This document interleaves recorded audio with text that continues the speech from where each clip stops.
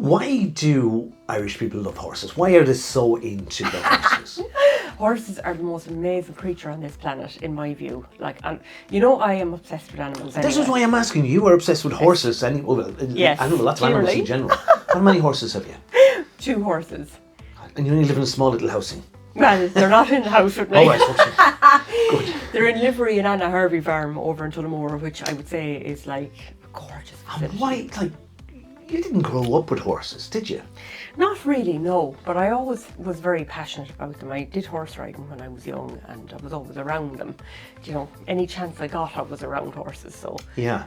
this is like a dream come true for me now. A childhood dream, you know. Yeah.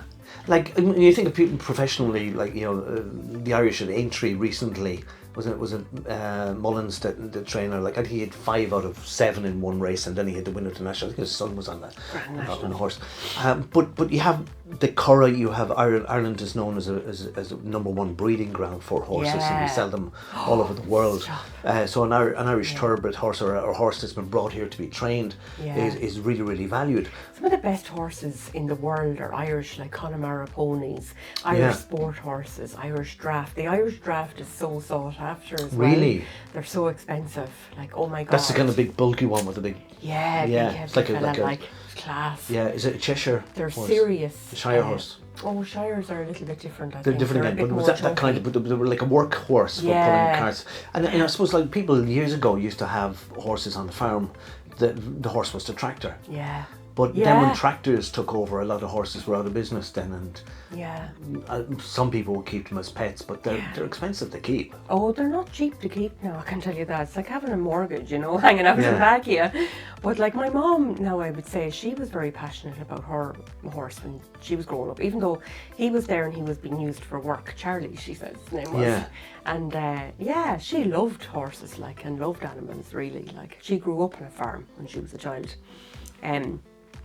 So I'd say it probably comes from her, that innate love and respect for them that I have. But you know what I was thinking too? People in housing estates or places in Dublin, people in deprived places, there's a lot of examples where kids, teenagers, will have a horse, and they'll have the horse on waste ground, and they'll look after the horse, and sometimes the council will impound the horse and stuff like that. But God bless you.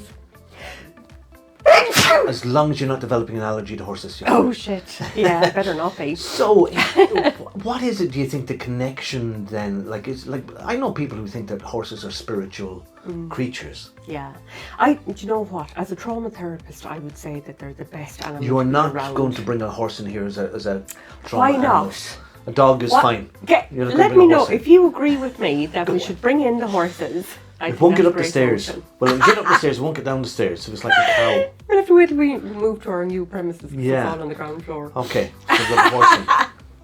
No room to bring in the horse. But what was I saying about? Oh yeah, the trauma piece.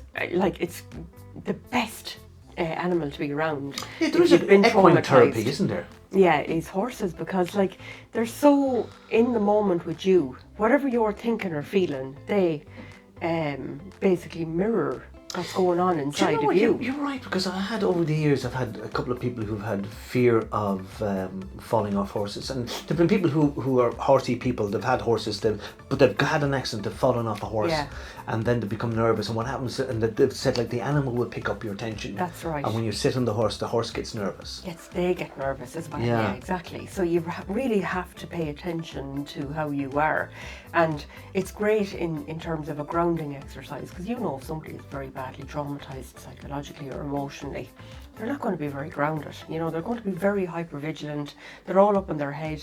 Do you know what I mean? For the most part, and there's very little attention paid to how they are in their body. You know, because it's just anxious feelings for the most part. Yeah, and I've heard people describe, like, when you're one with your horse when you're on the horse. Yeah. Instead of trying to ride the horse or manipulate the horse, you go.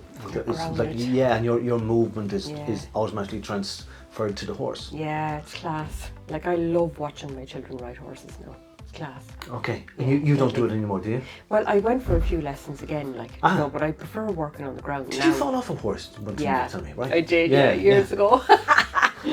I did, yeah, and I broke and fractured vertebrae on my spine. And that didn't put you off horses then? It did, yeah. Yeah, I didn't get up on them for years But and years. did you get a dislike for horses? No, I just got afraid. Yeah. You know, after that, I was like, they're unpredictable. Yeah. You know, a dog frightened the horse I was on at the time, and she reared up and jumped to the side, and I fell off. Hello. Yeah, there was no way I would have stayed on. She reared And so up what that got high. you back to...